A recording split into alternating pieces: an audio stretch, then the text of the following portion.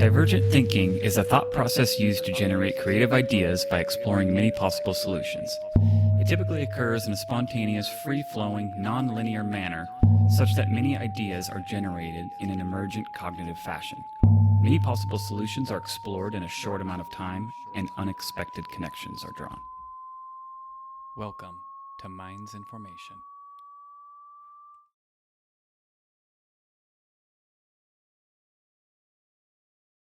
All right. I know you're fancy. I'm not fancy, though. Would you like a glass of bubbly? You bought that for us? Mm-hmm. You didn't have to do that. I always do it. Oh, man. Yeah. But like I said, you're fancy. You're probably drinking Vouv. You probably got proper flutes. Not me. I have white wine glasses and Snoop Dogg's sparkling wine. Hey, listen, that's great. I don't drink much champagne anymore, but I'm into Prosecco. Yeah, I'll drink it. Absolutely. Okay, you didn't have to do that. I could have brought some. I brought my Perrier water. Oh, that's all right. You're doing me a favor. I know it's a little weird. I ask people to come over. I'm like, hey, you want to be on my podcast? And I'm like, I guess. Tell me about your podcast. And so you've been doing it for how long? Why are you doing it? What's the purpose? What's the audience? What's the gig? It's a hobby. I find it fun. I've always enjoyed a certain amount of creative pursuit, right? I did music before, I've dabbled in writing and different things. And for me, it feels creative and it's flexes your muscle, and especially for me, as I've done this, I've realized that I've been able to work on my speaking and be more coherent, not use as many fillers and things like that. I'm still working on it, but it's just a project. I enjoy doing it, but also there's something special about just sitting down with someone for an hour uninterrupted, where we're not messing with our phones and texting people or getting interrupted by a server or by loud noises around. Because, how many times do you just sit and chat with someone for an extended period of time without being interrupted? It doesn't really happen that often. Yeah, there's always a distraction of some sorts, and in the world of the phone, we just keep hitting that phone, don't we? Okay. I joined Toastmasters for about a year. Jess told me about that. She told me it was really cool. It's different. It's a bit structured.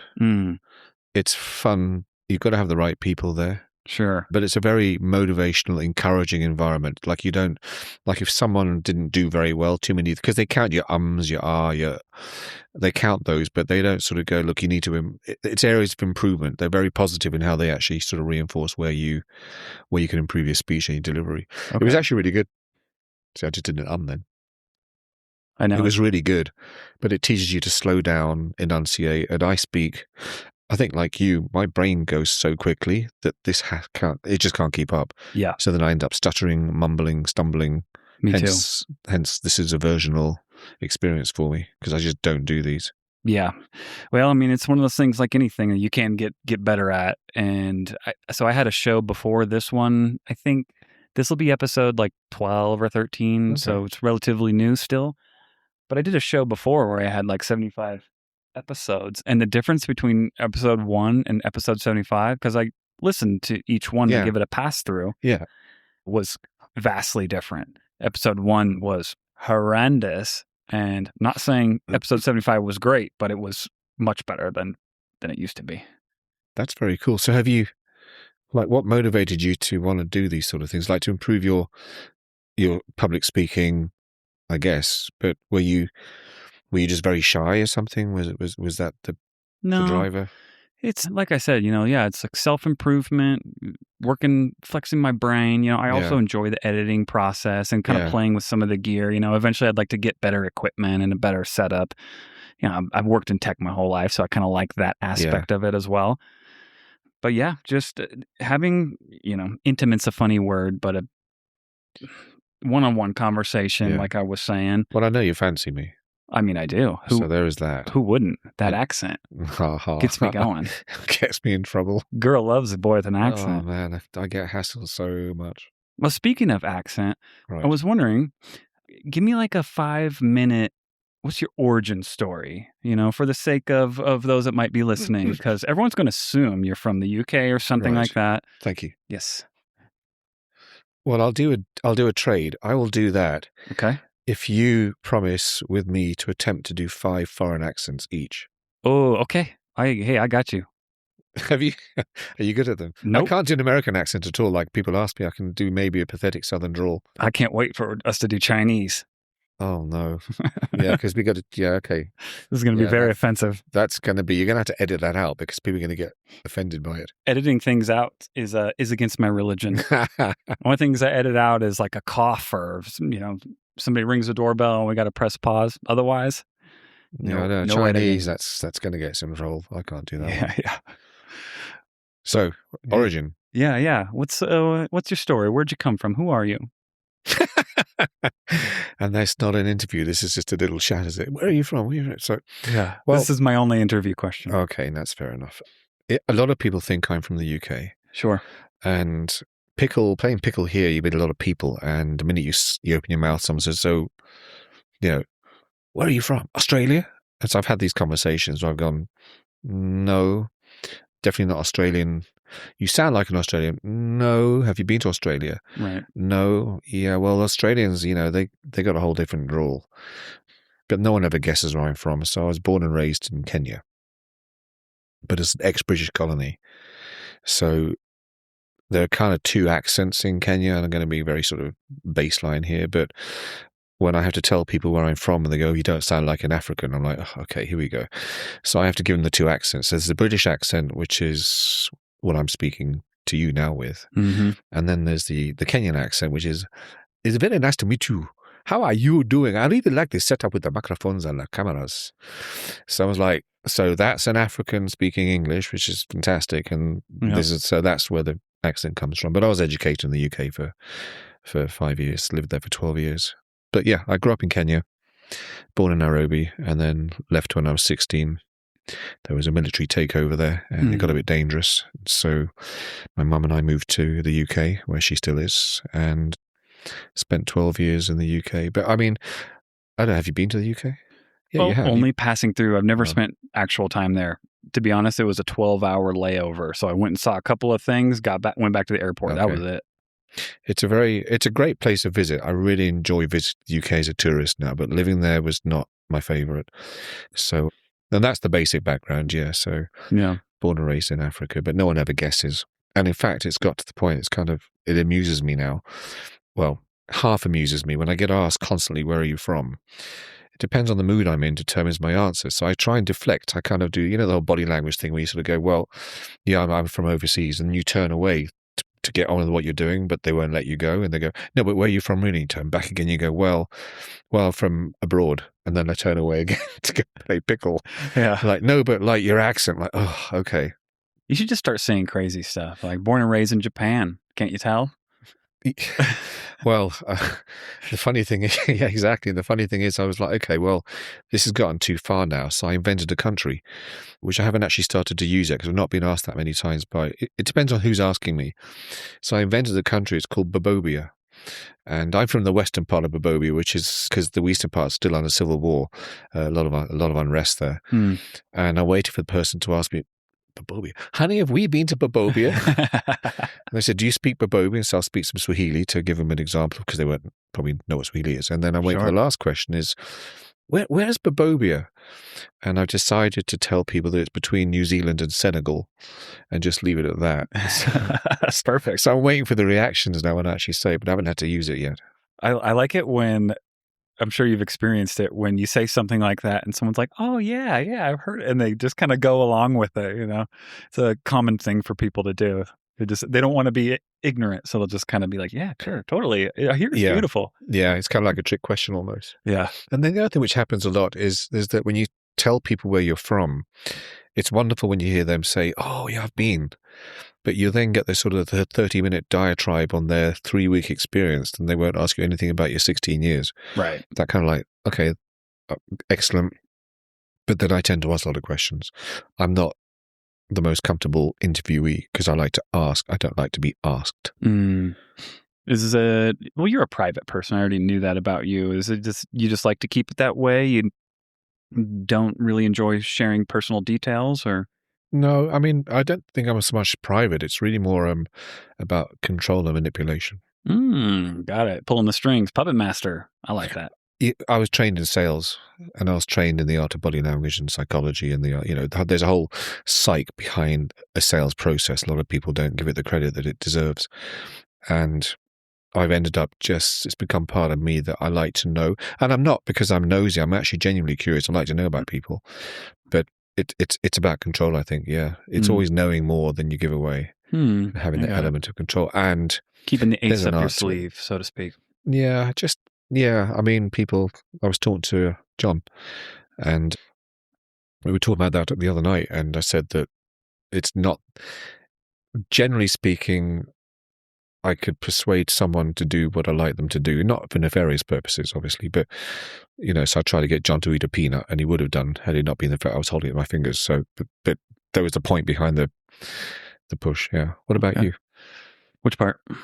Well, when it comes to asking questions or speaking or being private, Mm-hmm. where do you sit with that? I'm an open book. I honestly don't have any issues talking about my personal life. I've made people uncomfortable by going a little bit overboard with it, Uh-huh. but yeah, I'm a sharer, and that's just how I am.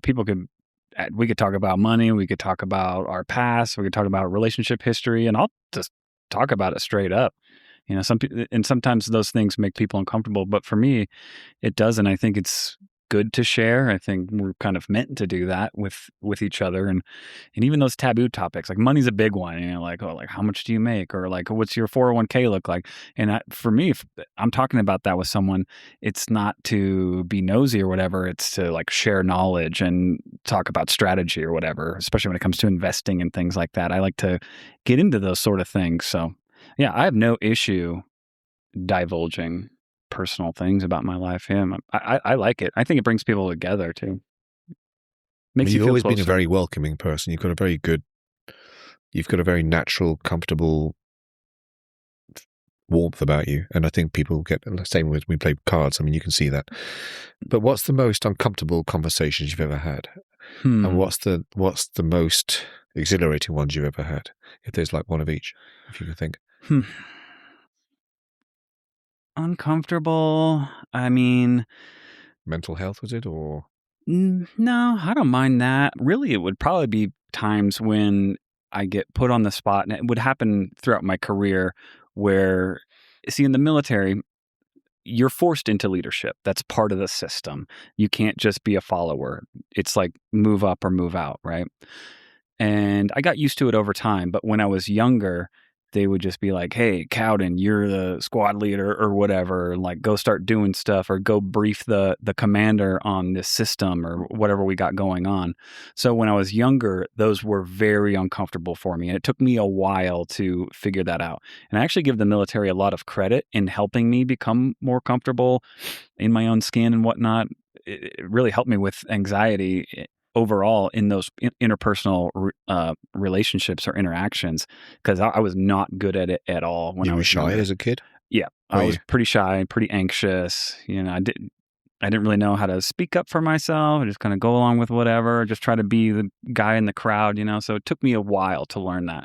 So in my early days, yeah, those times when they'd be like, "Dude, go do this," or "Go give a briefing in front of everybody," I'm sure my face would just turn red. My voice would probably start wavering, and you could just tell I was a nervous wreck. But I got better at it over time. It doesn't come across now, certainly, yeah. Yeah, it took some time though. Definitely took some time. So when it comes to the hardest kind of topic conversation and the best and the most exhilarating. Yeah, the most exhilarating. Honestly, it's probably been me and Jessica. We've had some wonderful conversations, and there have been times where we're just laying in bed or whatever. Maybe we've had some people over, we've had a couple of drinks, and it's late at night, Yeah. and we just stay up for another 2 hours, and we're just talking about something wild. It might be the origin of the universe, or do we think aliens are out there, or who built the pyramids, or just something kind of wild. And we'll go down all these rabbit holes and just talk That's about very cool. what ifs. And yeah, I love those type of chats. Yeah, I think you and I quite like. I like to go quite deep Yeah, because part of it is it's almost a filter to find your peeps, for one thing. it is. I'm not a big surface kind of shallow conversation kind of person. So, I hate it. you can do the weather and the what do you do for a living, but it's like I go to these network groups here, and the minute someone says to me, "So what do you do?" I'm like, can we just like, like if it's almost like it's a transaction. If you're not looking for something that they sell or vice versa, then there's no point talking. Whereas I don't see it like that. So I tend to like conversations of depth, which gets me into trouble because people get uncomfortable, as you say, Mm-hmm. and people just don't like to go deep. Yeah. But then I don't want to go shallow.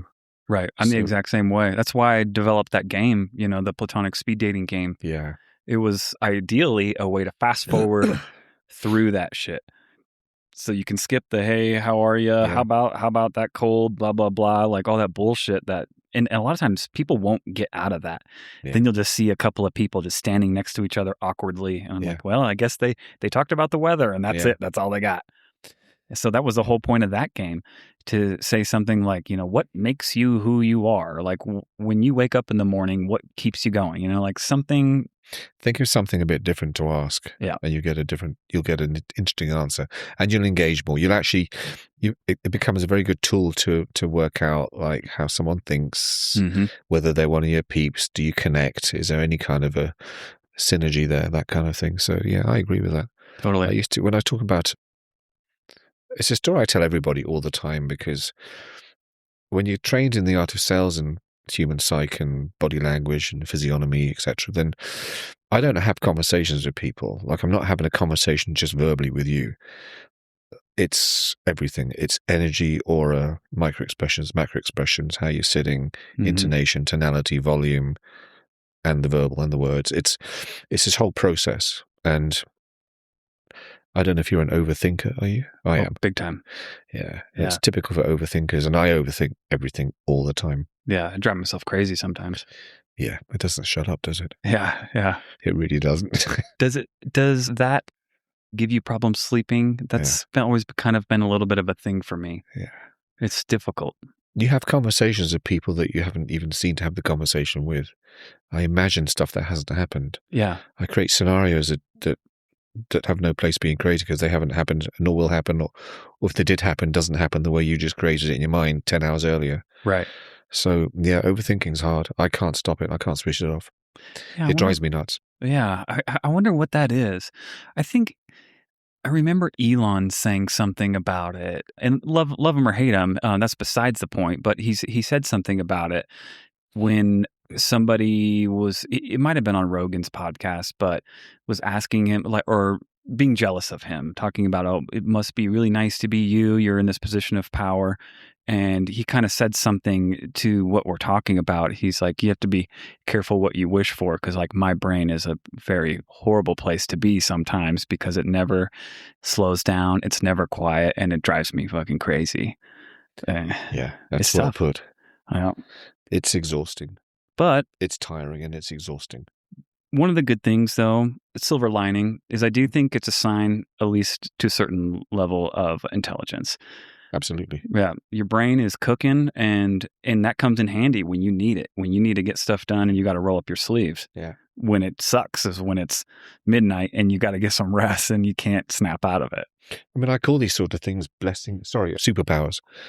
Because it's like with autism or anything, anyone that's got a spectrum base is measurable. I think we're all on a spectrum because there has to be a start and a finish, but yeah, it's a superpower. So it's a blessing and a boon. Mm-hmm. So like overthinking is exhausting, but it gives you the benefit of being able to make better informed decisions sometimes. So when you consider a situation or a problem and you look at it from all the angles because you overthink it, you have a different and a better perspective. So I think perspective comes with overthinking. Totally. But it's how you use it, and it's to what purpose. And I think the other thing with overthinking is that you take on, I don't know, do you take on people's emotions? Do you feel everything? Yes, I am very, what was it, empathetic? Is that the right word? Yeah. Yeah, big time.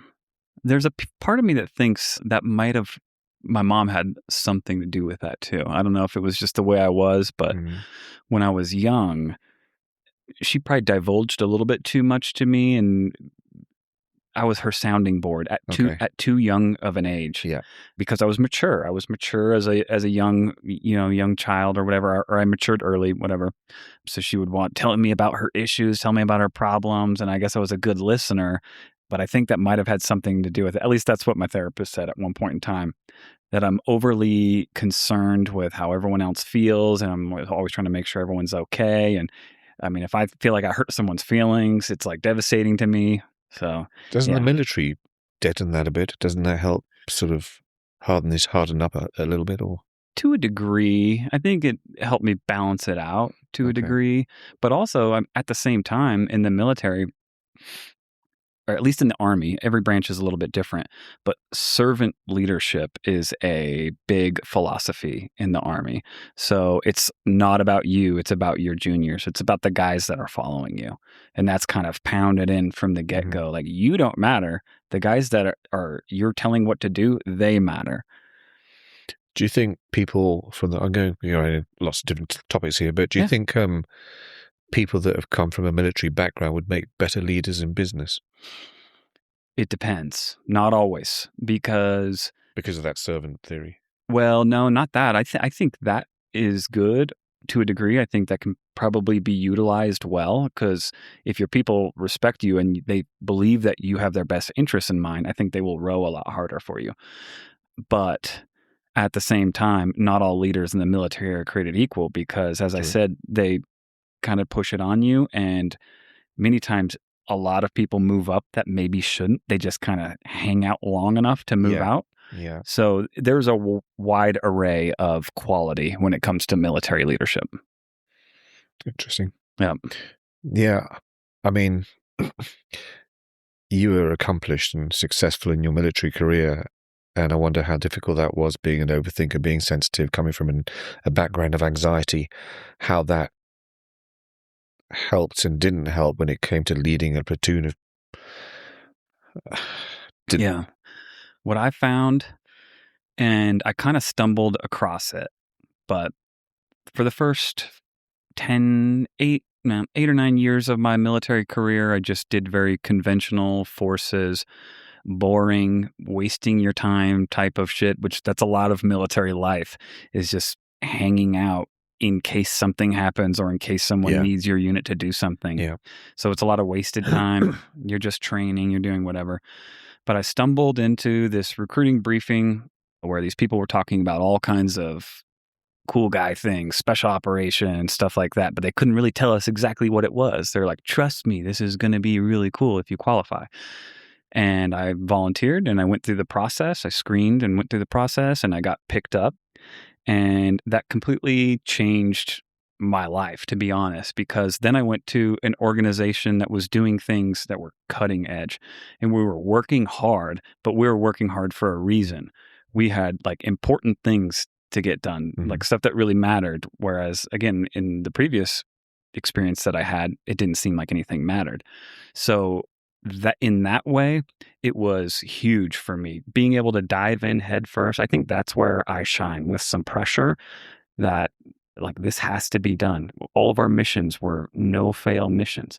Like, you cannot mess That is up. It's pressure. not Yeah. acceptable. And I shined in that environment. So with someone putting the heat on a little bit, I actually do better. Left to my own devices, I can kind of fall into a little bit of a lackadaisical type of Procrastinate a bit. behavior. Yeah, exactly.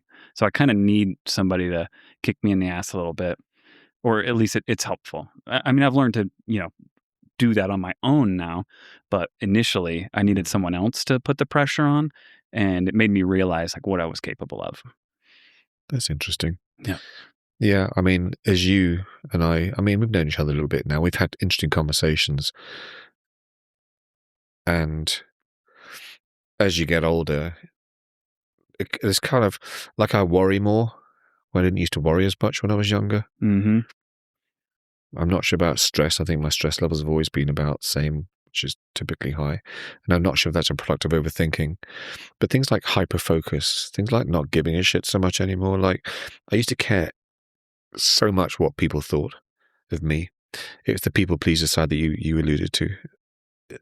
Are you okay? Are they okay? Make sure they're taking on their problems, taking on their feelings, feeling what they're feeling.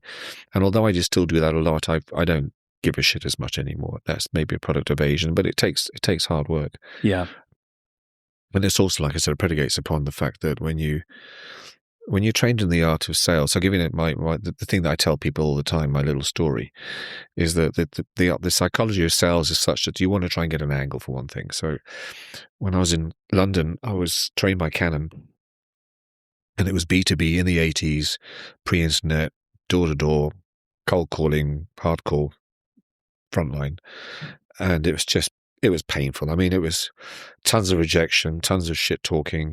It was hard, and there was very competitive spaces as well. So I was in the working with Canon, so they had all their product lines, and as in like printers and yeah, it was shit, copiers, printers, cameras, faxes, maybe, or I don't know. No, more document filing. Yeah, they do. Yeah, document filing systems as well. Then it got to color photocopies. They were launched, and it then became computers. And anyway, you know, you'd hit up a client, and they've had 7 other people that week in the same business from different companies hit them up. And so the key was to get the meeting. So there's an art to getting a meeting. There's an art to, they call it the art of manipulation, which there's always such a negative connotation with manipulation. Now they say it's the art of persuasion, but really manipulation doesn't have to be a bad word. It's just that people associate it with a nefarious, objective, but it's not.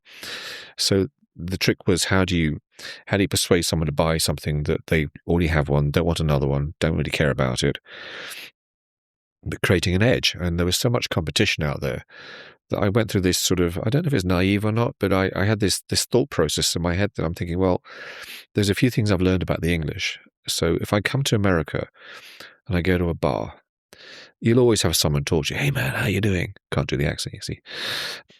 You can talk about money, say, yeah, I just made $1 million last. It's very open. You have great open conversations in America. Yeah. But in England, you don't do that. Like, it's already, gosh, we don't talk about that. Money?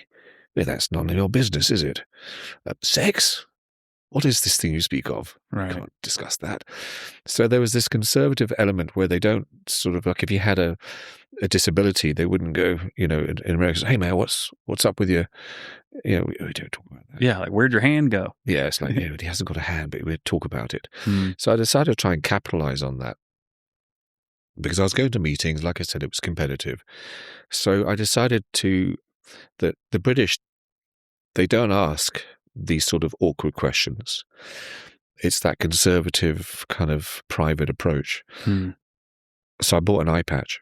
Then I started going to meetings with an eye patch on, because I figured there's a number of outcomes. One is that they're going to remember me. Oh, that was the guy with the eye patch. Number 2 is they're not going to ask me. So I don't have to mumble my way through as to why I have an eye patch, because they're British, like, poor fella didn't have an eye. I didn't want to ask him. And maybe they feel sorry for me, like, oh, he's only got one eye. Yeah, poor Should dude. give him the deal. Yeah. So I did that for a few weeks. But the problem is, have you ever had an eye patch on for a length of time? No, but I can imagine it would very much strain your eyes and probably fuck you up a little bit. Your depth perception is completely out of whack. Like, if you try driving with one eye, everything's your depth. So I started getting dizzy, and so I had to move the eye patch a little bit to let light in so that I didn't get dizzy. But the problem was, I was staring at, I was in front of someone, I was going, eventually I got called out. Wow. But that was the point about sort of, the art of, but any trick you can find to try and get the upper hand, even down to, when you train people to make phone calls, cold calling, like, stand on your desk, because you're pumped, you're standing up, your voice will change, your delivery will change, your whole intonation changes. You also know that the guy you're trying to talk to, who's a CEO of a big company, and you're trying to get a meeting with him, if you physically stand above somebody, you have that automatic element of some sort of inner power. So you know that if you're standing on your desk and you're all pumped up, you're going to be looking down upon the CEO in your mind. So there's all these other little things, like doing cold calls. I make the team do 20 press-ups, get their adrenaline moving, get them all pumped up, because their voice changes, the whole delivery changes. They become, yeah. It's kind of like Wall Street, but not quite as hectic. Yeah. That's cool.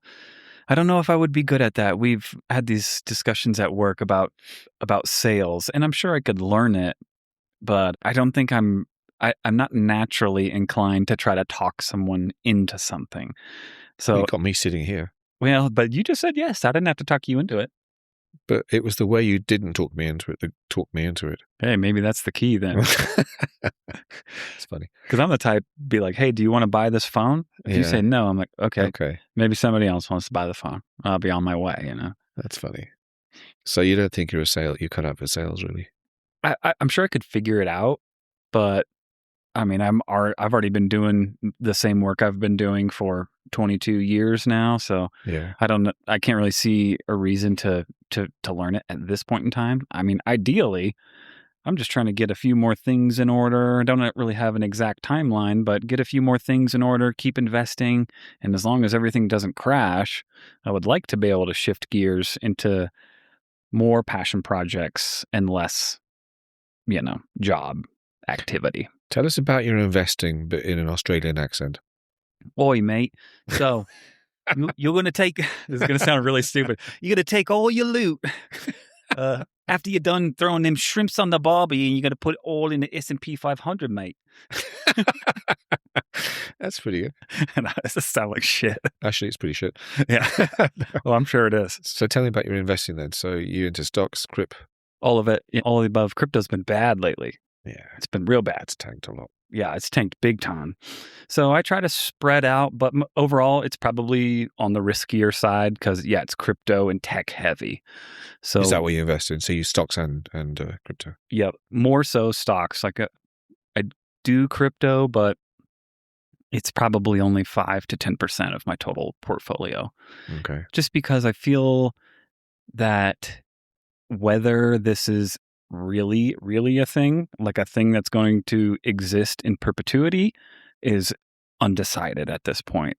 Really? I think, I believe it's going to go somewhere, but there are powers that don't want it to go somewhere, and they are powerful. These big investing firms and traditional banks or whatever, I think they're probably pushing back on crypto. So, I don't know how that is all going to play out. And even just talking to people in general around town, they'll be like, oh, crypto, Bitcoin, it's not real. And then I'll come back with, well, money's not real either. But if you believe in it, it is real. It's all just numbers on a computer. That's true. So what does that even mean? That it's all TBD, but it's hard for me to say, like, is Bitcoin going to be $1 million in 10 years? Maybe, maybe not. And that's very difficult for me to predict. Whereas if I just go S&P 500 and tech, I feel like I can kind of see where that stuff is going with a little bit more confidence. I guess we'll put it that way. Yeah, I mean, it's a big subject. And in Australia, mate, bloody Struth, I'll tell you what. Never mind. They got a dingo coin. Bloody dingoes, mate. Yeah, they could trade dingoes on the stock exchange over there.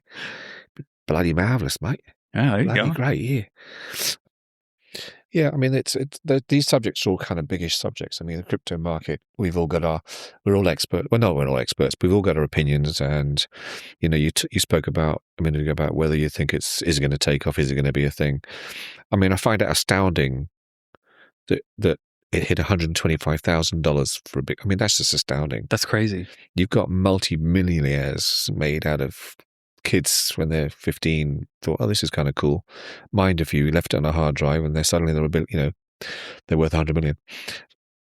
But then you look at BlackRock and Vanguard and all the big boys out there, and the amount of investing in crypto by those top tier firms, particularly those two companies, because they're so well known. Mm-hmm. And then all this advent of digital currency coming out, the push that we're going to be eventually a cashless society, which is going to happen. Yep. So what's it replaced with? It's a digital currency, and blockchain becomes very relevant in that regard. So I don't know. So when you go stock hunting, how do you determine a stock to go for?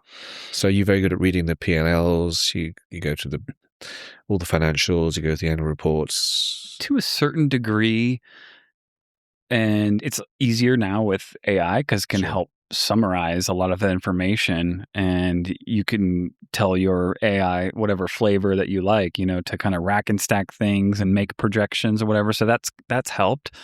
We are not giving financial advice. It's what the AI guy says to me all the time. Correct. Always at the end. Is it a guy or a girl? I don't know. I guess they're gender neutral. Yeah, I think you're right. Yeah, it's a they. It's a they. Yeah. But no, I do try to think about just trends in general and like what is going on with right now. It's relatively simple. If you put any money in anything to do with AI and tech, it seems to be just only going up, outside of loosey-goosey startups or whatever.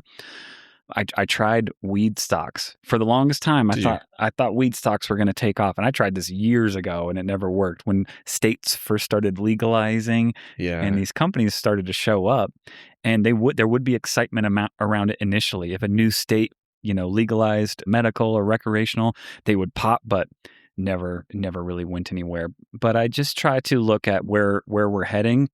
Does this have staying power? Because I'm typically a long-term holder. I don't do like day trading and a lot of short-term stuff.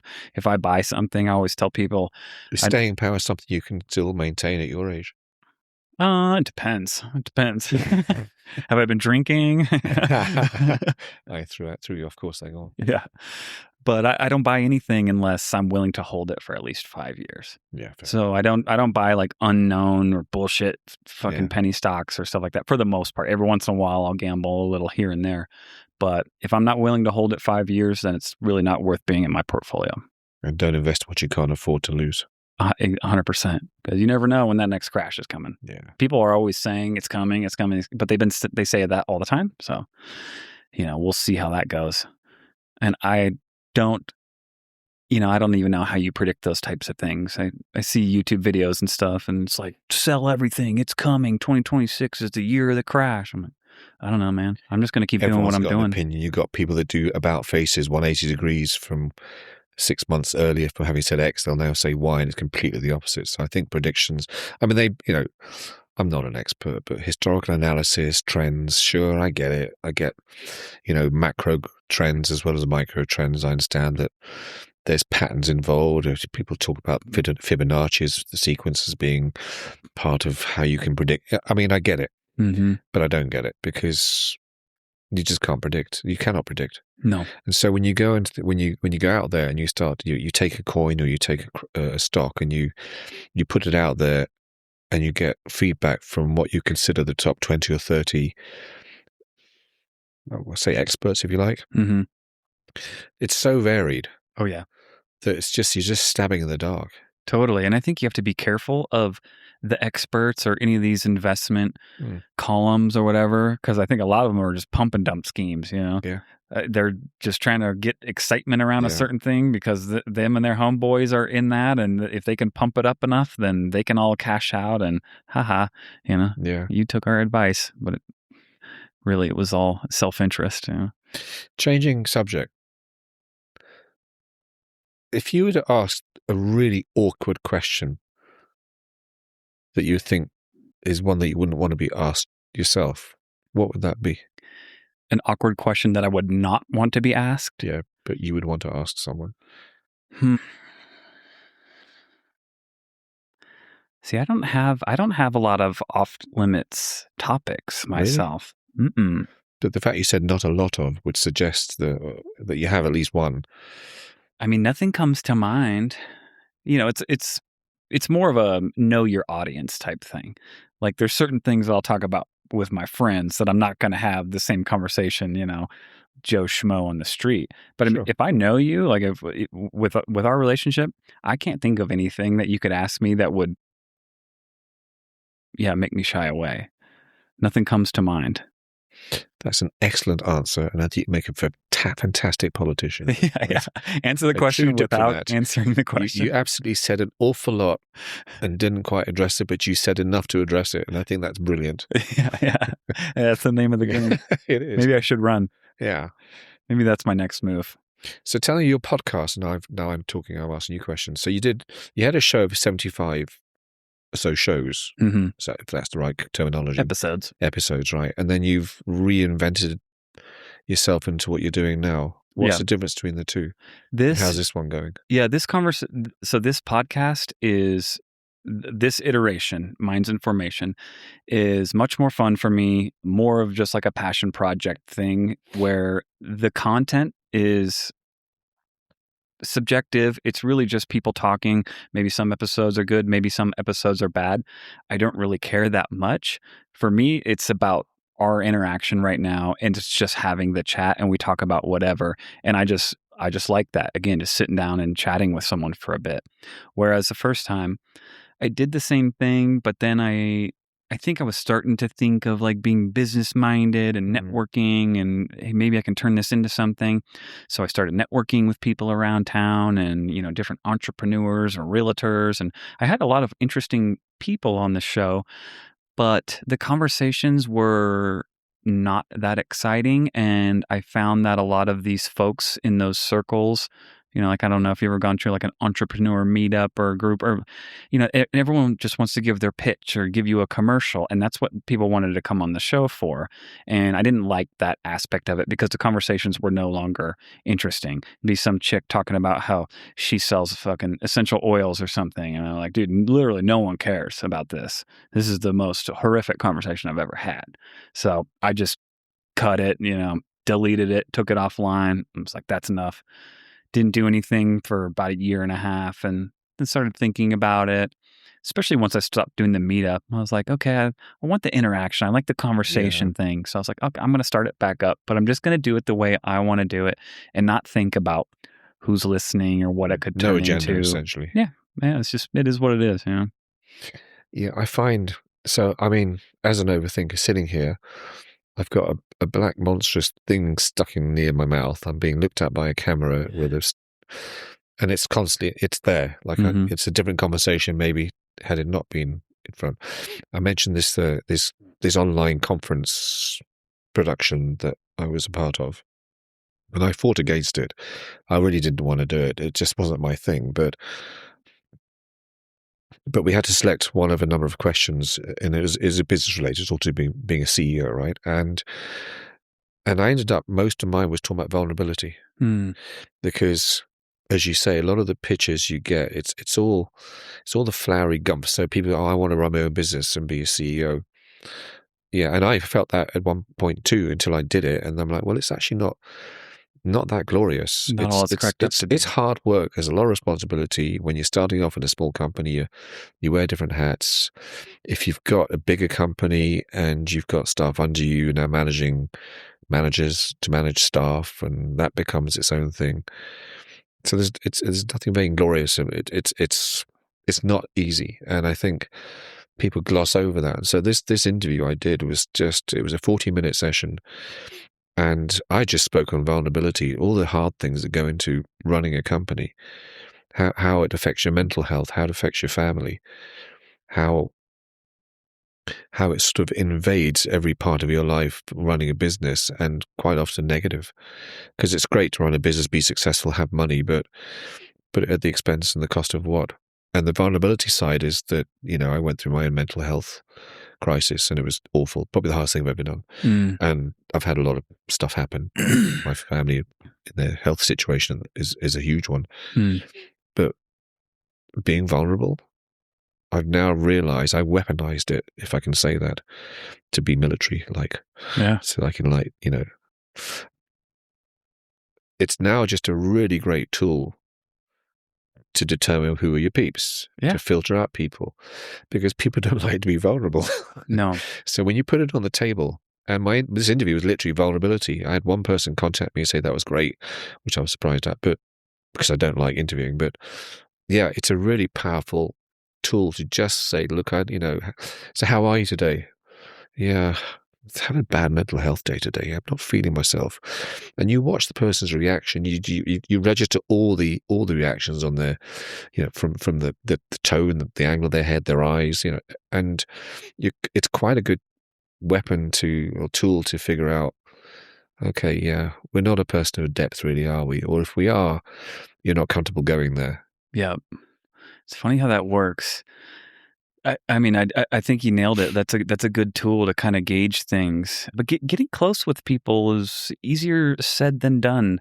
There's two cheat codes though. There's two cheat codes that you can kind of fast forward in a relationship. One is maybe better than the other, just from a health perspective. But doing something difficult with someone, whatever that may be. It could be your workout partner. Of course, in the military, there's a lot of those instances where you do something crazy and you kind of look around to the dudes to your left and right and you're like, holy shit, I can't believe we just did that. And there's a bond there that gets formed that you can't really recreate. But another one, like I said, maybe the not so healthy one, is partying with people. When you really kind of let it loose, you have maybe too many drinks, and that All the inhibitions. the normal presentation of Daryl and Matt is like out the window, and now Yeah. it's this raw, uninhibited, vulnerable version of you that might be a little crazy in the moment, but there is something that happens when you're just out getting hammered with your buddies that really creates a significant bond. Like I said, not necessarily the healthiest way to go about things, but it is Yeah, a but it's on way. the spot, isn't it? It puts you out there on the spot, and you kind of forces the issue. Because I mean, I'm not advocating alcohol's a great tool for which to form relationships, Right, of course. but on the flip side, yeah, people need to drop their guards, drop their barriers down. And alcohol, having a few drinks helps that. Yeah. That's Yeah, because interesting. I think, a lot of people are kind of walking around with this presentation of who they think they're supposed to Yeah. be. Everyone's wearing a mask to a certain degree, Do and you? it's difficult to take the mask off. I try not to. Are you today? I don't think so. No, I think this is pretty much it. It's pretty straightforward. This is Matt. Great politician. Yeah. Vote for me. I know, right? Yeah. If I thought that there was something that I could do to help, I probably would get involved in the government. But it seems like just an incredible cesspool that doesn't get anything done. And this side hates that side and vice versa. And it seems like a horrible system to get involved in.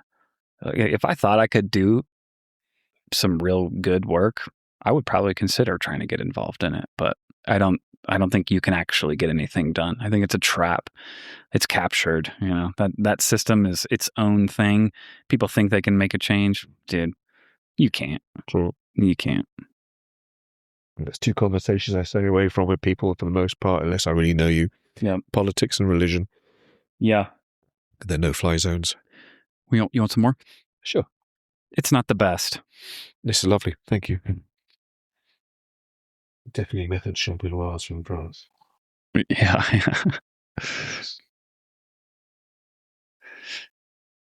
Cheers. Yeah. Cheers, brother.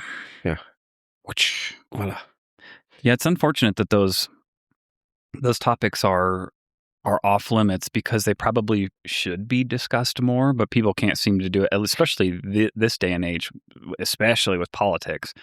There's very little room for healthy debate if somebody is on the other side of the aisle. It seems like it just gets kind of crazy right away and there's no compromise. So, like I said, it's almost like a waste of time. But the religion thing, I don't think people necessarily need to discuss like religion, like mine versus yours, Christianity versus Judaism or anything like that, but just spirituality in general. I think it would behoove people to test those waters out and do some self-exploration on their own and think about what that actually means to them. And it doesn't have to be an organized religion. It can be anything, but I think that's something that is lacking in our society. Everything just seems so material and surface level, but that's not what we actually are. We're complex, spiritual, social creatures that I think it's good to explore. It's good to explore what could be. What does all this mean? Where do we come from? I think those are important questions. I think that's interesting questions, and I think there's the science behind it. I think there's a psychology behind it. I keep saying the word psychology tonight, but there's something to it, absolutely, and there has to be something to it. And so I've got some religious friends, and that's cool, and they're good people, and I don't really care. I don't judge. Just don't force your stuff on me. Right. Let me breathe. But sadly, sometimes religion breeds zealots, and they don't let you breathe. And Yep. I had this conversation with someone recently where I was at dinner with the family, and my daughter had the service dog with her, and she has some medication on the table, and we're looking to administer some medication because it's not often they go out for dinner. It's too difficult, just to get out of the house. Mm-hmm. And this lady came up and very religious and wanted to pet the dog. And we kept saying, he's working. If you don't mind, please don't. But eventually she said 2 or 3 times, well, I'll pray for you. And it got to the point I'm like, thank you, but that's not necessary. We'd rather you didn't, because I'm not a religious man. And And it got a bit out of hand. I mean, it got to the point where, look, do you mind, like, it's getting to the point of being rude now. Well, I'm going to Mm-hmm. pray for you anyway. Well, as my daughter said, whatever floats your boat. So I've got this couple that I know really well here in Springs. They're super, super nice people, very religious. And it came up in conversation, and he made some comments about heaven and hell, and his version of the God that he believes in, that if you don't, you're almost a heathen. There's a barbarianism to you if you don't subscribe to that religion or that persuasion, you won't be saved. Mm. And my point to him, we ended up, well, work cut in the way, so we had to end the conversation. But I was sort of said to him, well, I understand your position. I understand that you have your faith in your religion, and I'm having to discuss about religion with you. But what about my religion? He says, well, you just said you're not religious. I says, but that's not true. My religion is that I'm not religious. That is my religion. So if you find it offensive if I blaspheme or say something inappropriate that you don't think is appropriate given your religion, don't you think you denying me that is blasphemous to me for my religion? Right. So telling me, well, I think if you don't believe in God, then I think you're going to be, well, actually, now you're being rude. You're not actually accepting the fact that my religion is I don't have one. Mm-hmm. And it just sparked this kind of interesting chat about it. We didn't get very far in the conversation because work cut in, but Yeah, and that's the negative part about it. Excuse me. Got a frog in my throat. What's the negative part about it in an Irish accent? Oh, I don't know if I can Come even on now. attempt that one. We'll both do it together. Okay, go on. Try it now. What are your thoughts? My thoughts on on religion. Oh, that's tough. Is that a tough one? Yeah. Yeah, I'm not an accent guy, but Well, you promised to do 5. You've tried 2. that's 2. So we got 3 more to go throughout the duration. Yes. Okay. But yeah, that's the issue with it, though, is that essentially every one of them thinks they're right. Like, and this is the only way. And if you're not with us, you're against us. Yeah. Which is unfortunate because I believe that everyone that has any sort of spiritual pursuit, like, we're all kind of looking for the same thing. So I think it's just different sides. It's like a multi-side coin. That's not real, right? A coin has 2 sides. But if a coin has, or a die, right? Maybe that's a better example.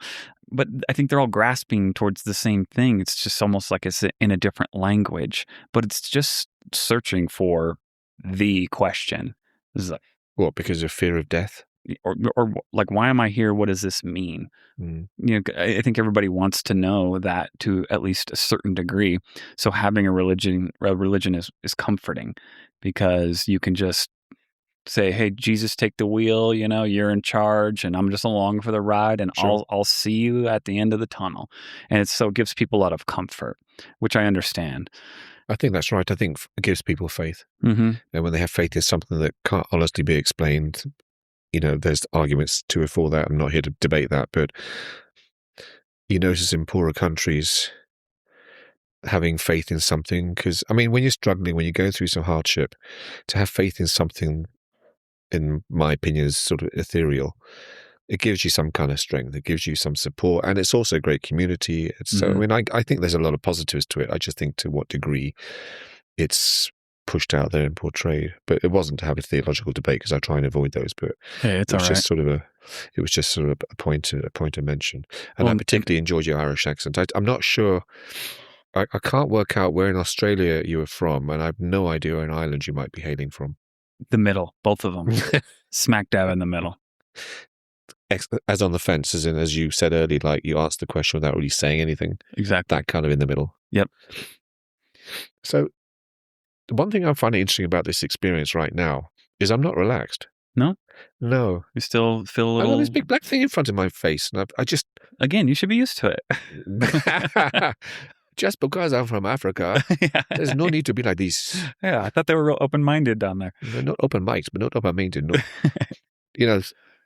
Again, overthinking. We're going around in a lot of discussions here, but it's just, I'm sitting here going, just relax. But I find it hard to relax.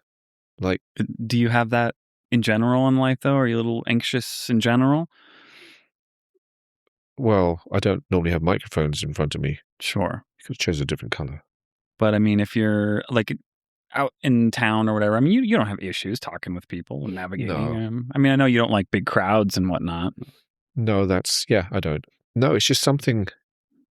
Don't know. I guess you have to get used to it. Like when you said you first started out doing your podcasts, Mm-hmm. from the first episode to the 75th, you could see the difference between the two. Yeah. This is so alien to me. Yeah. Like I admire people that get up on stage. I admire people that can stand up in an auditorium or in a conference room and just speak, and they pause well, they they they make eye contact, they Mm-hmm. enunciate well, they're articulate. And I know you're very articulate, and I know I am as well.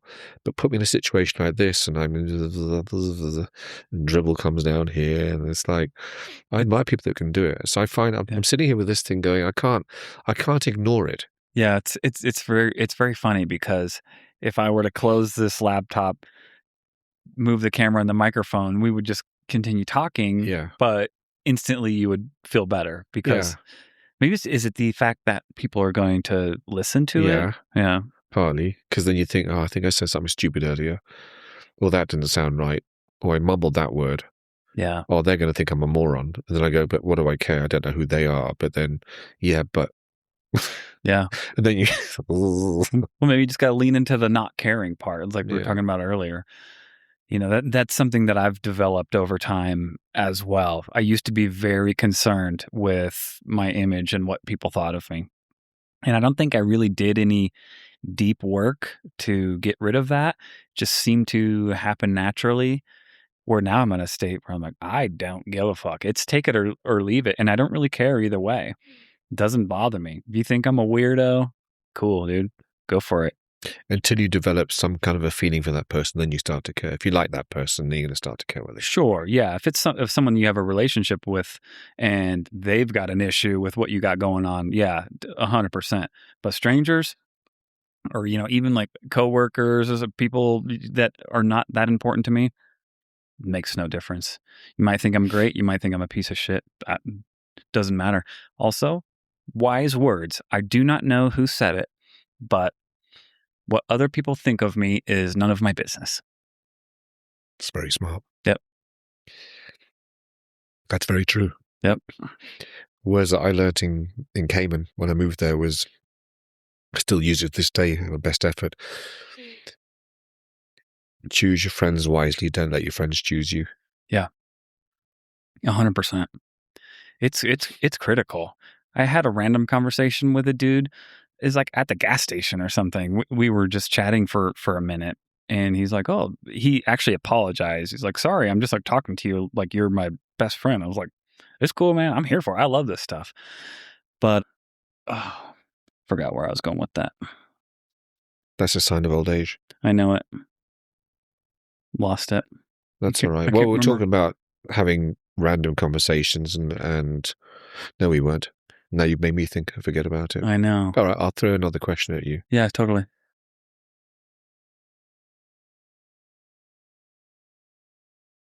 If you could wave a magic wand, what would you ideally be doing right now? What would you ideally see yourself doing in 5 years? Where would you live? What kind of, like, what would your lifestyle be? What would your work be? Would you be working? Would it be philanthropy? What? Yeah.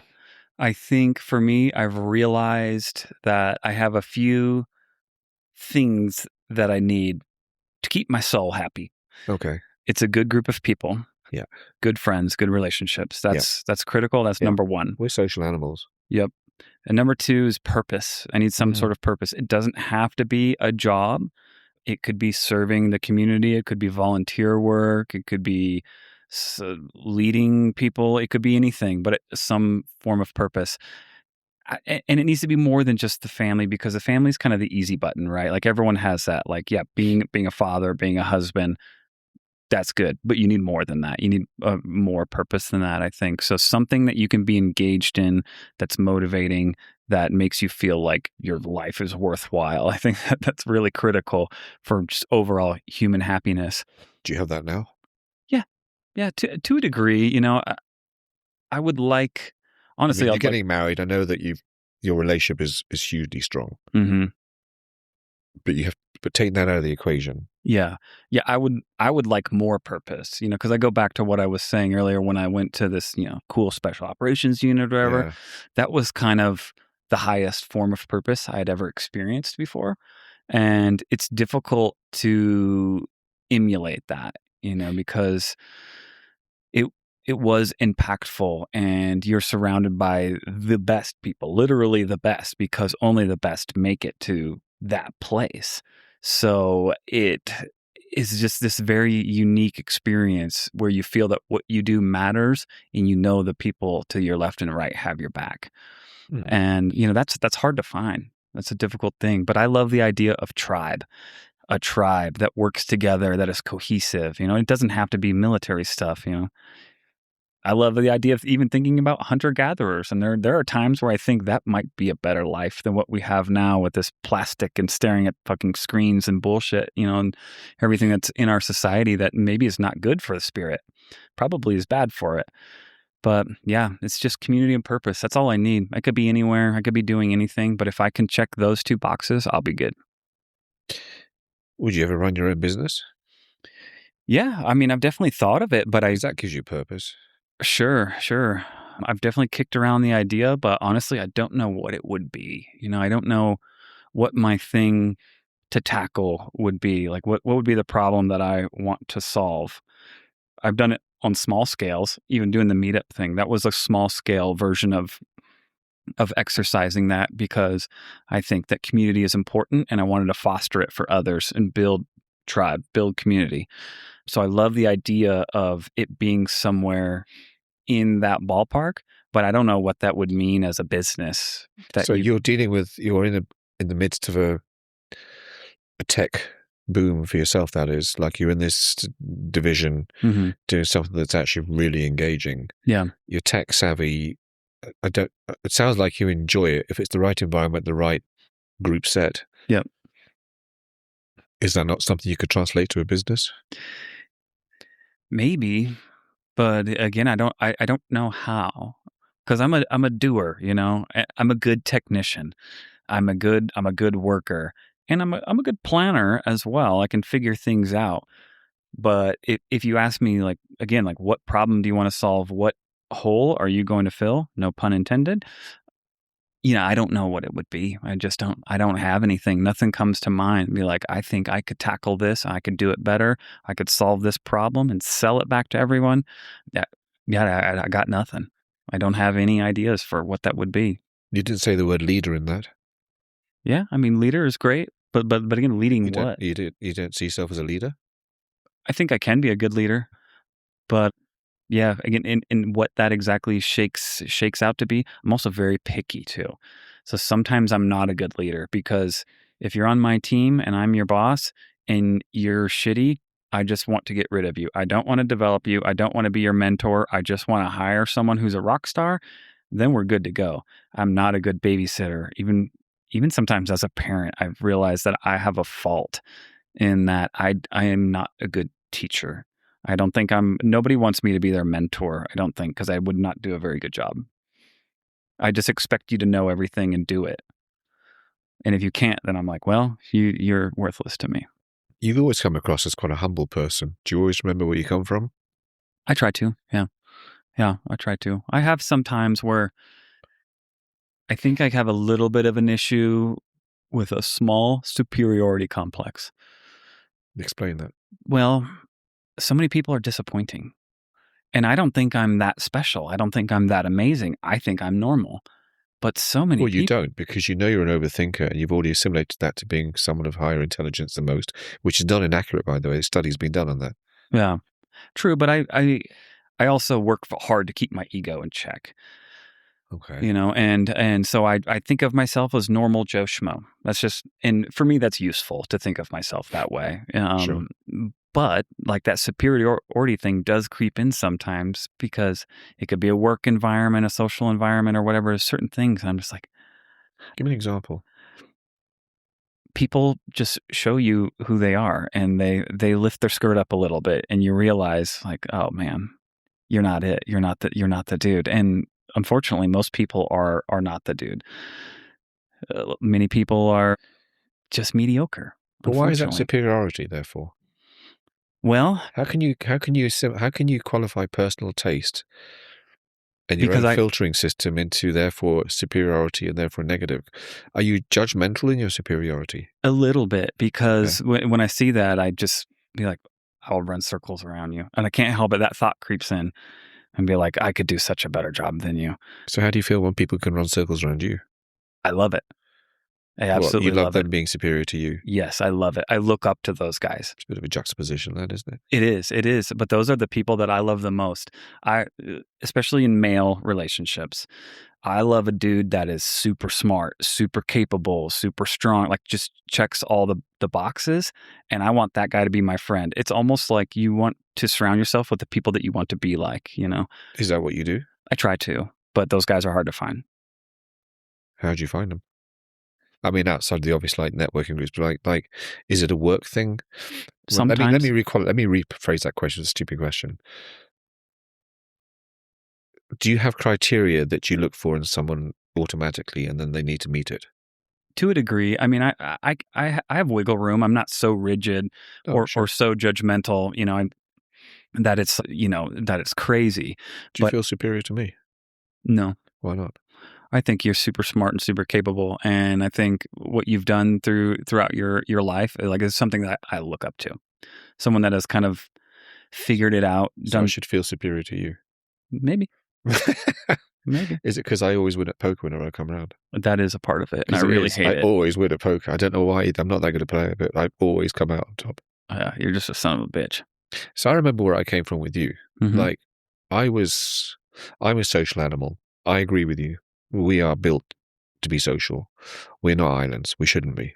Not developed for that. Hmm. We take out all these societal, institutional norms and pressures that we have to subjugate ourselves to. Marriage is one, for example. But I'm not knocking it. But I'm simply saying that we are social animals. And I've been here 3 years, and it has been a heck of a journey trying to make friends. Because for every 20 people I meet, one might be a peep, Yep. and that peep's then got to develop into a peep. Yep. And I have to say thank you to you, genuinely. I don't know what it was. Came to one of your meetup groups, befriending, and I don't know what it was, but suddenly I find myself invited here. I like, you took me under your wing. But I was fascinated with you. I was grateful for that. I was like astonished, and your background and what you've done, and just the fact you were doing this speed friend, it was such a brilliant event. I mean, I don't forget that. Well, I've ended up meeting John out of that. Kirsten and I become quite good friends, but like you're just fucking awesome in every way. And when I tell people back in Cayman, I tell friends here that my military crew, I call them, and every time I talk about you, your virtues are extolled. I'm not trying to blow smoke up your ass. I'm not trying to have sex with you. But damn. I know. But well, maybe later, another glass of wine. But that's the humbling part of it. Is I always remember where I come from, and I think, yeah, superiority. That's a fun. But you see, I think that's related to what you said about this ability to overthink, this superpower that you have. Yeah. I've got friends in Cayman who are one's ADHD, very much so. But there is a superiority about him. He sees things differently. He can calculate things differently mentally. He sees things differently. Period. And that gives him this edge, and that creates a superiority because no one can quite match up to where he is. And it's not because I think he's trying to be superior. I think he just wants to find people that he can relate to. And in doing that, people are automatically subjugated to him because they just don't meet that expectation set. Yeah. And I don't know if that's a part of it. So when you talked about overthinking and the relevance to intelligence, it's kind of an organic superiority, but without the negative version of what superiority really means. Right. Because we don't want to be superior and we don't want to feel inferior. Right. So Yeah. it's more like the word manipulation. It's like it's got a negative connotation where, in fact, just take the word as it is. It's actually not negative. It depends how it's applied, right? Yeah. Yeah. Exactly. And maybe in this context, maybe superior is not the right word. You know, like I really do try not to be judgmental. It's just it's difficult. It's difficult playing this game, this dance, this social dance that everyone does. And really, at the end of the day, you got to have a strong filter, which I do, And there's only certain people. Like I meet a lot of people, Sure.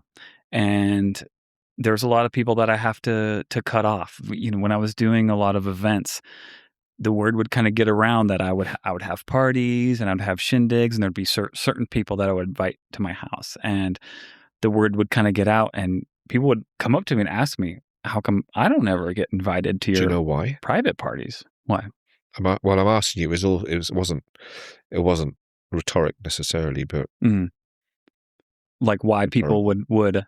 Do you know why they're asking? Sorry, the question wasn't rhetorical, but it was. But Yeah, because they want to be in the circle. They look at that as the cool kids or something, and they feel left out no, or because something. they want to be in your circle. Yeah, You have that draw, you know that.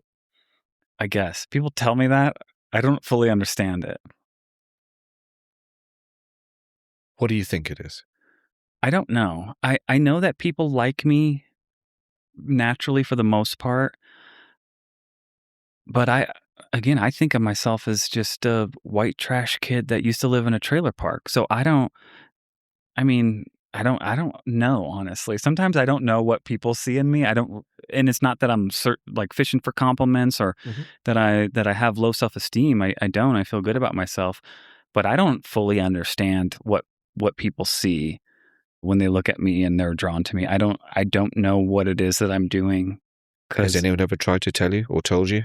No, not really. I don't think so. Would you like me to try? Sure. Would you get a big head? I'll try not to. I already got my superiority complex, so you might just feed into it. But so I know we are our own worst critics. Yeah. Okay. So how we see ourselves is not how others see you. Totally. And a slight sidebar is, I did it a few times when I went through my depression, which I never fully got out of, to be honest. But at one part during the midst of it, I started to do something experimental with myself, and it was in Cayman. I'd have people telling me, "You're good company. You're funny. You're engaging. You're good company. Conversation's not boring with you." Blah blah blah. I'm like, yeah. And so I thought I should go out for a drink with myself. I should take myself out for a drink, like me and me, and have a conversation myself quietly in my own head at a bar on my own with me, and just take myself out on my own date. Obviously non-sexual. Well, it could be sexual. Yeah, maybe later, Maybe later, yeah. When things develop. Because I wanted to try and understand what it meant by people. People say I'm good company, but I don't see it because we're our own hard taskmasters, right? Definitely. And it was that's a sidebar. So I did it a few times. It felt weird, but I'm like, yeah. Like I talked to the bartender and would joke, and I think, look at myself talking to him as a third party and go, yeah, it's kind of funny. Yeah, he's kind of engaging. So you ever seen Graham Norton? No. Oh, anyway. There's something about Mary as a film. You have this quality about you that's calming, almost a quiet man. Like when we play poker, you're very calming, solid presence. You give out an aura of just being stable, reliable, dependable, like a rock, like a pillar. Matt is just a decent, good guy. You're warmth. You're someone of warmth. You're comfortable to talk to, not with this thing stuck in my face. You'll get used to it. You did an Indian impression, then you went. Yeah, exactly. Go on then. Indian impression. Keep it going. What are you talking about? So you have this ability to make people feel comfortable, and you're very engaging. And part of that is that you're a regular listener. That you listen, you do engage. You've got good eye contact. There's nothing threatening about you. And I think people are drawn to. I was drawn to you because you just seemed like a really good person that had of high intellect, high intelligence that was you can connect with. You foster connections. people want to connect with you because they know that they're connecting with something that's interesting, good, deep, spiritual, smart, funny, engaging, authentic. And I know it's pretty hard to describe this in words. Like, I think the English language fails people. Yeah. And as articulate as we can be, it's hard to describe a feeling or to answer that question as I'd want to answer it. But yeah, you draw people in. People want to be around you because you give off a really good vibe. You've got a really good aura about you. So you're saying I should start a cult? It would be a hit. I think that's what I'm saying. Absolutely, yes. And, Yeah. yes, call it yes. Yes, a cult. So I think that's partly what it is. I think people want to be around you. People want to. There's something magnetic about how you present, Hmm. and I think it's because you are just put together. You are whatever you've been through in your life has molded you into what you are now, and that magnetism comes from through many ways. For me, it's you highly engaging. You actually do listen and look. You look at me in the eye when you're talking to me. You're not distracted. Right. You ask good questions. You have great responses, and you've got a very solid head on your shoulders. Well, I appreciate it. It's hard to put it. It's really hard to explain it, but that's. I genuinely tell people, yeah, this guy Matt, just an awesome human being. Yeah. I mean, I definitely appreciate it, but it still is funny because, I just, again, I don't think of myself as anything special at all. I'm just a dude, and just a dude trying to get by, just doing my best. But that also contradicts your statement about having feelings of superiority if you don't think you're that special. Right. Yeah. Yeah. So it very much is a contradiction. Because the superiority thing, it only comes in certain interactions, And again, maybe that's not the right word. It's maybe just more being disappointed. Because I have high expectations and high standards for people, and unfortunately, most people just don't meet them. It doesn't mean I'm going to be mean to them or anything like that, but most people don't meet it. How many people in your life do you have that meet that? It's a very small number. I know Jess does. Yeah. Yeah, of course. But take Jess out of the equation. Well, 5, 2, 15. Well, we'll put it this way. I've got a lot of friends and a lot of people that I look up to, but people that I'm truly close with. I mean, I wasn't kidding when I said we're having this wedding coming up and there might be 50 people there. 45 of them are coming from Jessica. The number that's coming from my side is very small. Yeah, I have a difficult time finding people that I can really connect with on a deeper level. I've got a million acquaintances. I've only got a couple of friends. So what does it take to connect with you on a deeper level? Effort. What are you actually looking for? What is it really? How do you know you're connected? I think it's just you just know. It's just one of those things where a relationship is seamless, where you don't even have to think about it. When I'm with my best friend Ken, I don't overthink anything. Being in his presence makes that voice in my head turn off. I don't have to think about anything. That's amazing. Yeah, I don't worry about any sort of judgment. I don't second guess anything I say. I just can 100% be myself, and I know that he's got my back no matter what. And I hopefully I provide the same to him, but it's difficult to get to that level. Again, I got a ton of buddies, but just a couple of friends. And that's okay. I'm not saying that as like somebody feels sorry for me. It's just the way it is. Maybe I should be less picky and loosen up my standards a little bit, but I can't. Do you get used? No, I make sure people don't. Yeah. I'll allow myself to be used a little bit to a certain degree because I'm accommodating and I'm nice and polite. So I'll let myself get pulled around to a certain degree, but there's a limit and it's not that high. If I get a feeling that things are going the wrong way at this point in my life, now I'll shut it down quick. I wasn't always like that. I mean, especially in my first marriage, it was brutal. And I mean, that lady was a nightmare, but I hadn't found my confidence yet. I hadn't found who I was yet. So I would allow myself to get in situations that at this point in my life, I would never allow. but I hadn't learned how to do it yet. That's interesting. Yeah, it is. I mean, expectations is one thing. They're really hard to meet. In fact, that sucks that you have expectations, frankly. Yeah, And I wish so much sometimes that I was just dumb and stupid. I know. It Because seems what I don't know, it easier. doesn't fucking hurt. And therefore it's like, I met some people in life that just like nothing bothers them. Yeah, And the worst people, not the worst, but the people I don't get the most are those that are just constantly positive. Like, why are you so fucking happy? Can't you just be pissed off at least a bit more? yeah, because it seems like something's weird is going on. Yeah. If someone's just always super optimistic and chipper and happy, Yeah. like something doesn't feel right. You taking Valium all the time, or like, how are you this cool all the Yeah. time? Yeah. Or you're just of a shallowness such that it allows you to just exist at that level and you don't think about the shit that we would think about. Therefore, it doesn't bother you if you don't think about it because you don't know it. Yeah. Yeah. Sometimes it's attractive to be stupider because I torture myself and it could get bad sometimes, but it's hard. I don't know how to turn it off. And I've done all the things, I've done therapy and yoga and meditation and all the different things and practice this stuff. And I've gotten a little bit better at managing it, but there's still this overactive and hypercritical voice in the back of my mind. But I try to use it to my advantage. Do you cry much? Not really. Once in a while, random things will get me.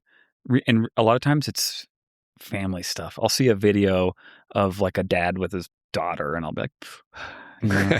So I'm sentimental in that Yeah. way. And I'll just see something that's beautiful and, it'll get me. But no, not really, And really it's family stuff. That's the stuff that'll get me. Like I've had some struggles even with my kids. There was a period where one of my sons lived with his mom and barely spoke to him, and that was very difficult for me.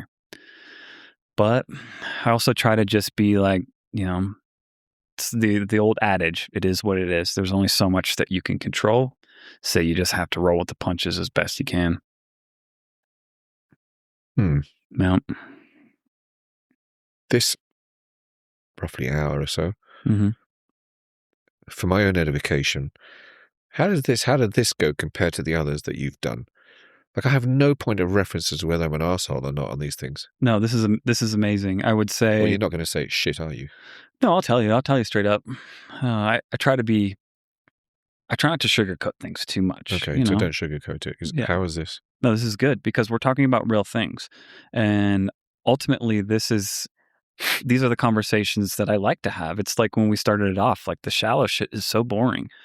This is much more fascinating to me to talk about like what it means to be you and what is actually going on inside of your head. I love having talks like that. Me too. If you want to sit here and ask me like what my favorite TV show is, I'm like, oh my God, shoot me in the face. Like I don't want to talk about it. So to answer your question, this is going great. Why would someone watch this? I don't know. Honestly, I don't know. Would you watch this? I think I would. I don't know if I would watch it, but I'd listen to it. But when I ingest podcasts, it's audio anyways. I don't really watch podcasts or talk shows, but I listen to them in the car. I love it. I love the conversation aspect. There's a few different podcasts that I like, especially on a long drive if we're going snowboarding or something. It's very engaging and I can stay tuned in and it almost makes you feel like you're in the room.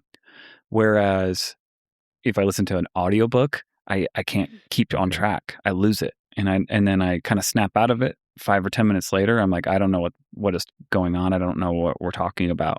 But in a conversation, I can stay locked in and absorb the whole thing. I'm from a different era. This is alien to me. Pre-internet. Are you not a podcast guy or you don't listen to them? No. Never have. Yeah. I don't know why. Yeah. I think it's because it's alien to me. It's the same as, I don't know, I grew up outside. Yeah. I mean, I'm already addicted to my phone. That's bad enough. Sure. I'm now addicted to Netflix. That's bad enough. Yeah. It's the quick fix, instant gratification monkey shit that I've got myself into, that habit, and I can't break out of it, which pisses me off in itself. What do you like to listen to in the car? Music? Your podcasts. Hey, there we go. Is that a good answer? Yeah, you'll be Yeah. my number one fan. Yeah. No, I'd like I listen to music. Some mostly just my own little soundtrack of music. It's just a few disco kind of stuff that I grew up in the '70s with, but quite often nothing. Yeah. Which doesn't help my overthinking because then I think about that's the worst part about overthinking is that you're an overthinker if you start to think about thinking, and if you start to talk about thinking about thinking, or think about talking about thinking, I know it. you're fucked. Yeah. It's just that's it. You know you're in that. You've hit that rabbit hole and you've just dug another one. It's just self-torture. It sucks. Yeah. Maybe you should try it. Maybe I'll also, if I think about it, I'll, as they come up, I'll send one to you. Do you use Spotify? No. What do you No. use to listen to music? YouTube. YouTube. Yeah. Okay. Well, either way, I'll send you a link or two if I come across an interesting show that I think you might like. I like just for fun shows from time to time where people are just talking about random shit. But there's also some health ones that I like. This neuroscientist, Andrew Huberman, he has a good show, and he's always Yeah. talking about different health practices, developing good habits, or even just food and stuff, or supplementation. But I like some of those, or there's a couple finance shows that are good, Okay. where people are just kind of breaking down what's going on in the market. So it's sometimes it's like news and education, Yeah. but in a conversation format. So I don't know how much time you want or have left, but I want to ask you if you play a quick game, Sure, let's do it. a stupid game. You want some more? I'm okay. I've got to drive Okay. because you mustn't drink and drive. Remember, it's dangerous Allegedly. out there, everybody listening. At least until you get that self-driving car, huh? Yeah, that's another story. Yeah. So I want you to choose a subject of interest, and then we're going to have a conversation on that subject. But the first word of that sentence has to be the letter contiguous to the ones that we start with. So first one has to be A, B, C, D. So you would say the first sentence of A, I'll go my response, or our conversation, that would be B. So the first word has to start with that letter. Okay, so we have to pick a subject first, though? Yeah, got to find a subject, and we've got to have a conversation about it. And you can't just go yes or oh. You can sometimes, but you've got to actually have a conversation. Okay. And the reason I like doing it is it's quite interesting to see how your mind works. You can spot creativity, you can spot that front cortex kicking in, logic. You can see how fast someone thinks. I don't know, you just spot a lot of things when you do that. Okay. You ever done it? I have not. So, but I guess just because if we're following the alphabet, the sentence may not make perfect sense because if you have to follow the rules. So if the subject is gardening, I might start by saying, absolutely hate gardening. I've never liked it. Oh, but you can. Oh, so you don't have to just say one word. No, You it's can not say a word association thing. No, it's just it's having a conversation, but the first word has to start with that letter. Okay, so let's do the topic is Something that you like.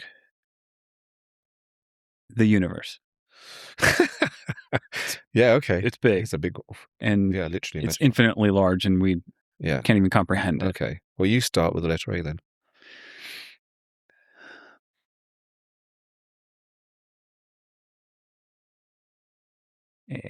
A.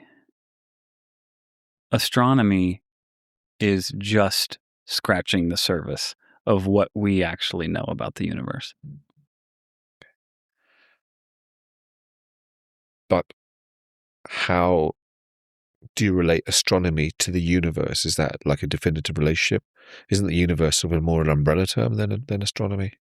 That's just a part of it.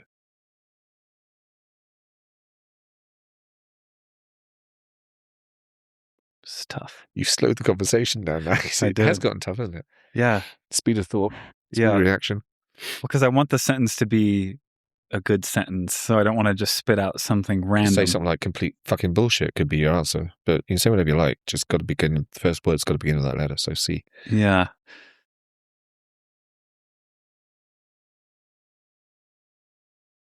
Can't you see that astronomy is attempting to understand something that is not understandable? Doobies. Nice. Have you had a couple of doobies before we've had this conversation tonight? Because that's the kind of answer I'd expect if you had one. Edibles, maybe, not doobies. Fuck with your head edibles, they really do. They fuck with mine.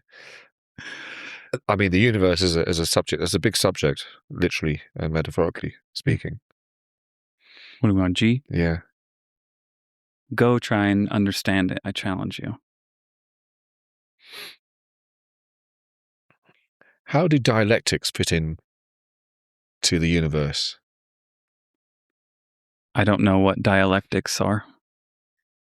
Oh, starts with I. It's pretty good. Jesus, I'm impressed with that answer. That's my answer. See, this is where I'm not that smart. I have to say the ABCs in my head to see what's next. Just so you know, I've literally never heard the word dialectics. I think you made it up. Kidding aside. Take opposites. So and it's not a true definition, but take opposites, for example. So for heaven to exist, there has to be a hell. For good to exist, there must be bad. Light must be dark. Because one cannot exist without the other. So if you just had dark, there would be no light because there's nothing, it doesn't mean anything then. So therefore, what part do you think that might play when it comes to your subject matter of the universe, or just even the smallest subject of astronomy? You're an L. Look, I just work here. This is, again, something that is incomprehensible. The vastness is truly insane. We can't even imagine getting across the Milky Way, let alone even thinking about another galaxy. It's insane. Man buns. Did the universe speak to you and say to you, I'm going to have a man bun? Nope. Oh, well, it was a good try. I tried to deflect. Papa always said, don't ask a man about his haircut. Really? Why not? Oh, no. I'm on cue. No, You said Papa, didn't you? I went to R. You said Papa, right? yeah. Quite frankly, I'm not sure whether your father had the authority to say that to you, but, well, authority being your father only, but... Really? You're going to talk shit about my dad now? Superficially, maybe, but not on a level of depth. And we've gone off the subject of the universe, frankly. And the letter U is coming up shortly, so that's going to be a good starting point. This has gotten off the rails. We are completely off topic. What do we do now? Universe. Get back on subject. Very good. I like it. Why they pay me the big bucks? That's why I'm sitting here. X-rays exist in space. Maybe we could talk about that. You know something? You've sped up as the letters have gotten through this. Further down this process, you've actually sped up this conversation. Zebras taught me how to do it. It's a funny exercise. It's kind of amusing. It is. It is a little challenging. Yeah, the ABCs, it's funny. I have to almost sing the song in my head. So that if I ever get pulled over for DUI and they say start from this letter and do the ABCs or do it backwards, I could be sober, like I just woke up and I'll probably fuck that one up. I find the other one I do, because I have a couple of friends that I chat to, especially when we came in, and we're like, I'll just do it for the fuck of it. And the word association one is always quite funny because you start off with word association. And again, it's another good one because it goes on forever, obviously. But again, it shows you how their mind works and invariably gets sexual, but it goes sexual. It cannot help it. So if you've got time for a quick one of those, you got time? Let's do it. Let's do it, and then we'll wrap it up. Yeah. Okay. So I'll start. Okay. Garden. Wait a minute, I forgot the rules. So the rules are the last word that's said. The next word has to be associated to that last word. So I could go garden. You can go tree. Okay. I could go bird. Okay. So I'll start another one. Universe. Stars. Eyes. They're in your eyes. Body parts. Penises.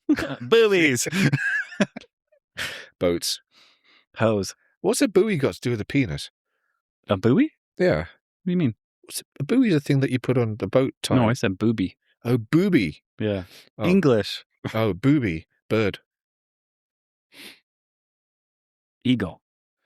High. Sky. Blue. Color. Purple. Pimp. Oh, okay. Okay, yeah. Ho, ho, ho. Santa Claus. Gifts. Christmas tree. Yuletide. Jewish people? Is that Jewish? Hanukkah. Yeah, there we go. Israel. Star. We've had star, can't say that again. Hebrew. Language. Swear words. Swearing. Naughty. Spank. Butt cheeks. Cleft. Hoof. I mean, how fucking puerile is this? I mean, seriously. Hoof. Camel. Don't say toe. Toe. No, you were have going to go say toe. You had to say toe, didn't you? Yeah, you got to. Nail. Bite. Me. You. I? Me. Or no. No, you can't say that. Us. Marriage. Divorce. That's not a good word to say in this. You're about to get married. You can't say that as your immediate word association. Hey, man. You Divorce. Split. Don't say cheeks. See, you automatically, we go back. we're looking for where can I get a sexual word into it? Yeah. I'm just waiting to say vag. Check. Cheeks in check. Well, you said split. Oh, did I? Was that last one? Yeah. Yeah. Split. Check. Money. Deposit. Withdrawal. Bank. Oh, interest. Date. What? Date. Date. Mhm. Prune. Slut. What's a prune got to do with this? It's the opposite. A prune? Oh, you said prune? Yeah, you said date, right? Yeah. And I said prune. Oh, I thought you said prude. No, prune. That's just, I speak English. Okay. Yeah. With The King's language. King's language, yes. Yeah. Prude or prune? Prune. Tangerine. Who? Tangerine. Peel. Skin. Foreskin. Straight out. Wiener. Hot dog. Glizzy. What? Glizzy. What the fuck is glizzy? What the hell is that? Glizzy's like a fake word for hot dog. The kids say it. You know? Never It also heard of means it. gun. Oh, does it? Mm-hmm. Oh, I never heard of that. Mm-hmm. Riz. Skibbity toilet. Poo. Pee. Wee.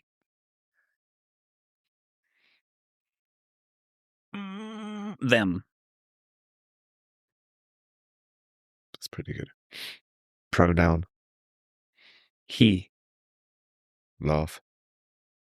Cry. Tears. Joy. Happiness. Sadness. Laughter. Devastation. Destruction. Regrowth. Regrowth. Birth. Death. Coffin. Coffin. Womb. Do you have a lisp? Hmm? Oh, was it womb or room? Womb. So we had a lisp. Yeah. I'm in third glass, so. Uterus. Bladder. Urine.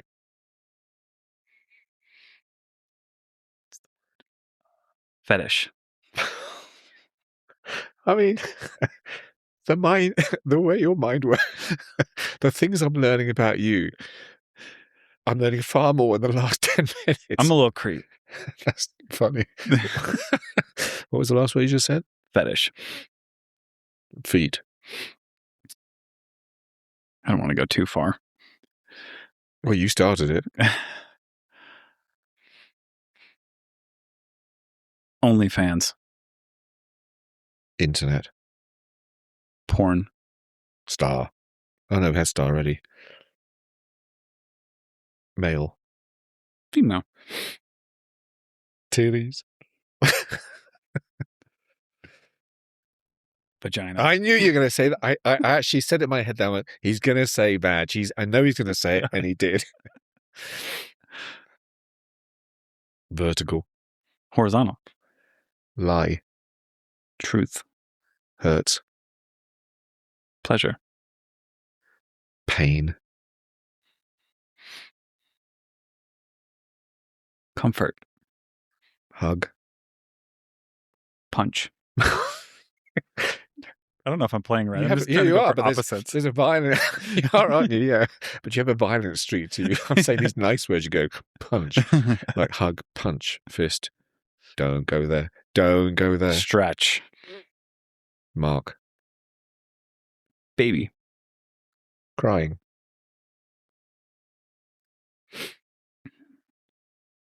Shouting. Screaming. Rage. Horniness. Bit quite off. Yeah, not quite sure that there's a fit there, but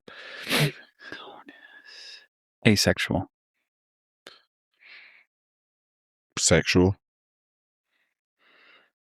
Abstinent. Abstinent. Empty. Full. Glass. Cup. Sperm. Bank. Good job. Yeah. That's funny. That's quite funny how you do, like, you pick up stuff, right? You do. Yeah. I do go opposites, though. Like, I was always trying to think of the converse of what. Is that because it was easy to do that? It's just a connection my brain made faster, Instead of doing a relation, it was easier to get to opposite. So I do the opposite. That's quite logical. That's really quite logical, I think. Whereas I'm like thinking immediately of what's associated with that word. Yeah. And maybe I was cheating. Maybe that's not how you're supposed to. No, because I mean, I thought Campbell toe. I mean, it was expected at some point. We knew that was going to come out. Oh, absolutely. It'd be a shame if it didn't. Well, thank you very much for having me. Absolutely, Daryl. This has been a pleasure. I mean, podcast aside, you've got no serious voice on now. Yeah, I got to. I got to. Right, got to put my radio voice back on. It's the rap. Yes. But in all seriousness, podcast aside, I've had a lovely time talking to you. So I do appreciate you coming over and taking time out of your day. You're more than welcome. And do I send the invoice to Jessica? She'll take care of it. She's my wife / secretary. So wife to be / yeah. Yeah. No, thank you. That was kind of weirdly interesting. It was weirdly exciting.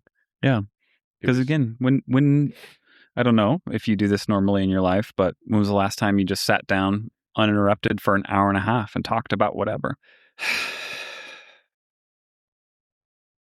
Never. Yeah, it's rare. But if we didn't have this stuff around us, then it wouldn't have been uninterrupted. This has made it uninterrupted. Right. Otherwise, I've been, just, Yeah, I got to text somebody. Yeah. Oh, Jess is here or whatever, like. Whereas I've actually sat here and this has completely taken over from any distractions I've got. So I think this has actually made the difference. Yeah, it does. Yeah, it forces it. Totally. Yeah. And that's the thing that I like about it. I never thought about it until I just said it. Yeah. It was like a realization. Yeah. To the point where during some parts of that, some of the conversation before and then part of the game was I'd forgotten this was here. Which is the key. Ideal. Yeah, that's the ideal version, which I understand it's foreign to you, but for me, I've done a few reps. Yeah. Ooh, yeah. Yeah. You've done a few reps. Building those muscles. Yeah. Well, thank you, bud. That was enjoyable. Absolutely, Daryl. Anytime. It's been a pleasure. Thanks for listening, everyone. Please make sure to like, comment, and subscribe. It really helps the show out. See you next time.